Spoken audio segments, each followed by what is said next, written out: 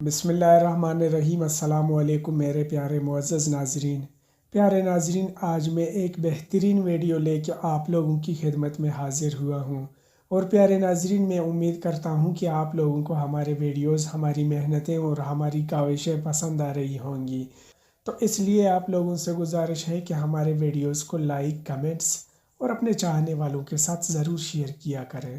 تو چلیے آئیے آج کی ویڈیو کا باقاعدگی سے آغاز کرتے ہیں اور بعد میں اس پہ اپنی رائے دیتے ہیں۔ آپ لوگوں سے گزارش ہے کہ آپ لوگ اپنی رائے کمنٹ سیکشن میں ضرور دے سکتے ہیں۔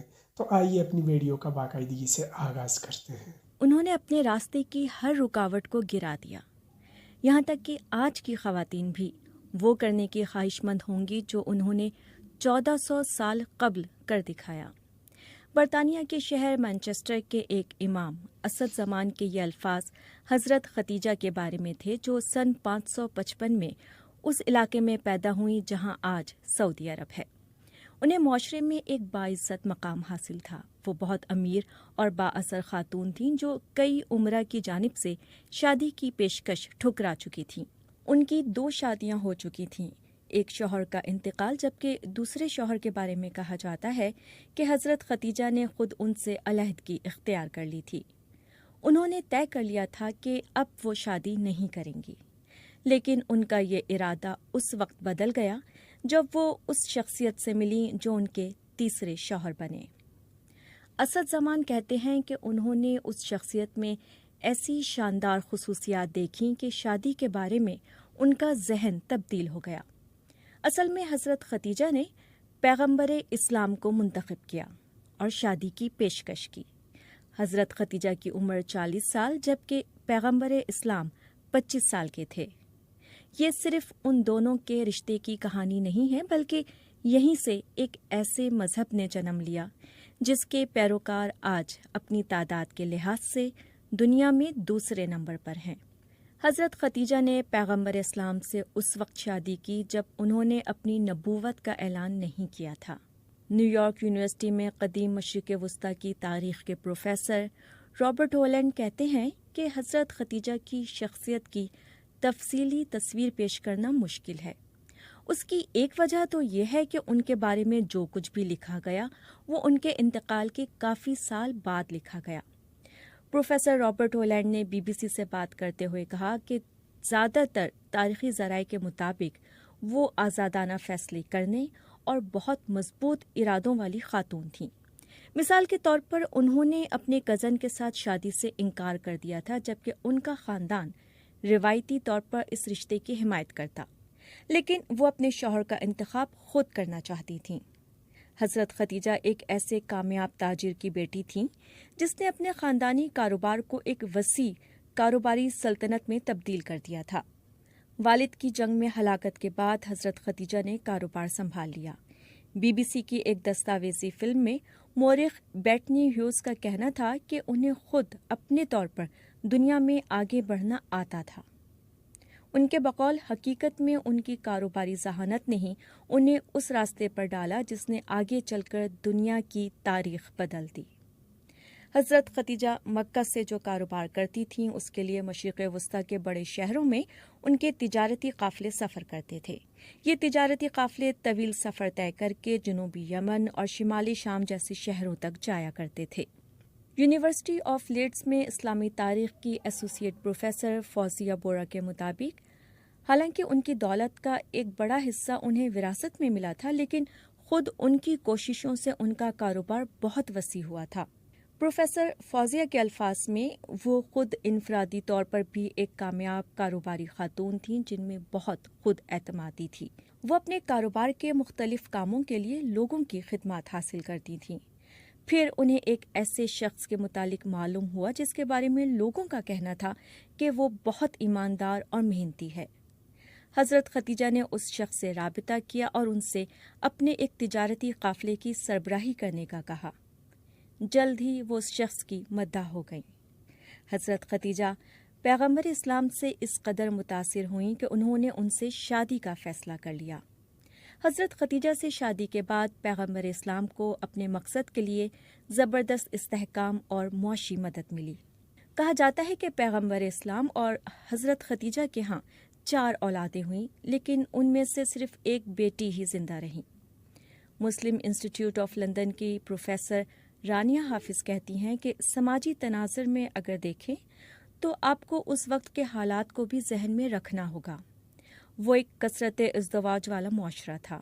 اس زمانے میں زیادہ تر مردوں کی کئی بیویاں ہوا کرتی تھیں، لیکن جب تک حضرت ختیجہ زندہ رہیں پیغمبر اسلام نے دوسری شادی نہیں کی۔ حضرت ختیجہ کی طرح پیغمبر اسلام بھی قریش قبیلے میں پیدا ہوئے اور پروان چڑھے تھے۔ یہ وہ وقت تھا جب اس علاقے میں اکثر لوگ کئی خداؤں کی عبادت کرتے تھے۔ جب پیغمبر اسلام کو روحانی تجربات کا سلسلہ شروع ہوا اور وہ مکہ کے قریب پہاڑوں پر جا کر مراقبہ کرنے لگے تو ان کی شادی کو کئی برس ہو چکے تھے۔ اس کے بعد انہیں فرشتے حضرت جبرائیل کے ذریعے اللہ کی جانب سے وحی آنے لگی۔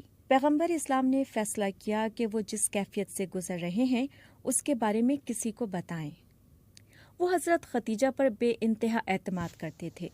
حضرت ختیجہ نے ان کی بات سنی اور انہیں دلاسا دیا، کیونکہ ان کے دل نے کہا کہ یہ کوئی عظیم اور انتہائی مقدس تجربہ ہے۔ امریکہ کی ہارورڈ یونیورسٹی کی اسلامک اسکالر لیلا احمد کہتی ہیں کہ جب پیغمبر اسلام پر قرآنی آیات اترنا شروع ہوئیں تو انہیں اس تجربے کو سمجھنے میں مشکل کا سامنا تھا۔ اس موقع پر حضرت ختیجہ نے ان کا ساتھ دیا۔ کئی مورخین کی نظر میں پیغمبر اسلام پر اترنے والی آیات کو سب سے پہلے حضرت ختیجہ نے سنا تھا، اس لیے وہ تاریخ کی پہلی مسلمان خاتون بن گئیں اور اسلام قبول کرنے والی پہلی شخصیت بھی۔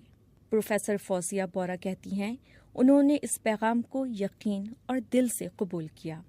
مورخ بیٹنی ہیوز کا کہنا ہے کہ میرے خیال میں حضرت ختیجہ کی حمایت سے پیغمبر اسلام کو اپنا پیغام عام کرنے اور اپنی قبیلے کی اشرافیہ کی مخالفت کا مقابلہ کرنے میں بہت مدد ملی۔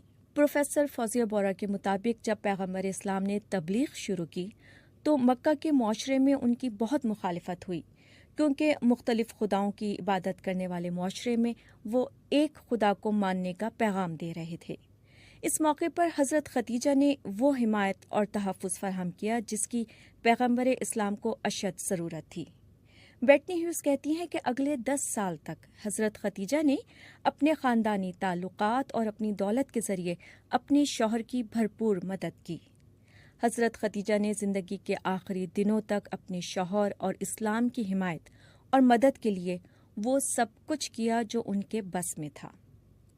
سن 619 میں وہ بیمار ہو گئیں اور ان کا انتقال ہو گیا۔ اس وقت پیغمبر اسلام اور ان کی رفاقت کو 25 سال ہو چکے تھے اور حضرت ختیجہ کا بچھڑنا ان کے لیے ایک بڑا صدمہ تھا۔ پروفیسر رابرٹ ہولینڈ کے مطابق مورخین نے حضرت ختیجہ کا جس طرح ذکر کیا ہے وہ بہت متاثر کن ہے اور انہیں پیغمبر اسلام کی بہترین رفیق قرار دیا گیا ہے۔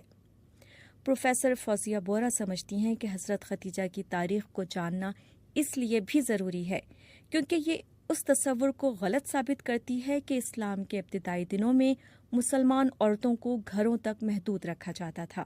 پیغمبر اسلام نے حضرت ختیجہ کو ان کی پسند کے کام کرنے سے کبھی نہیں روکا تھا۔ تاریخ دانوں کے مطابق اس زمانے کے لحاظ سے اسلام نے عورتوں کو زیادہ حقوق اور اہمیت دی۔ ایک مورخ اور ایک مسلمان کی حیثیت سے میں سمجھتی ہوں کہ ختیجہ ایک متاثر کن شخصیت تھیں۔ اس طرح پیغمبر اسلام کی بیٹی حضرت فاطمہ اور دوسری بیوی حضرت عائشہ بھی ایسی ہی شخصیات میں شامل ہیں۔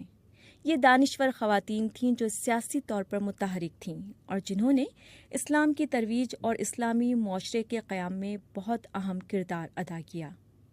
پروفیسر فوزیہ بورا کہتی ہیں کہ یہ ان کے لیے بہت خوشی اور دلچسپی کا باعث ہے کہ وہ اپنے طالب علموں کو ان خواتین کے بارے میں بتائیں۔ پروفیسر ہولینڈ کہتے ہیں کہ جب وہ پڑھانے کی غرض سے پاکستان آئے تو اس دوران انہوں نے حضرت ختیجہ کی ایک رول ماڈل کی حیثیت سے تعریف ہوتے دیکھی۔